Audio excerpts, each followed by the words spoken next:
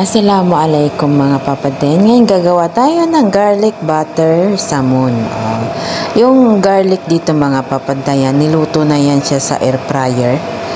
Tapos yung ingredients niya dito madali lang, bawang, butter, at saka glass cheese. Nakadepende na sa inyo kung ilang grams yung butter nyo, pati ilang kutsara yung glass cheese nyo. Paghalu-haluin lang lahat mga papadayan.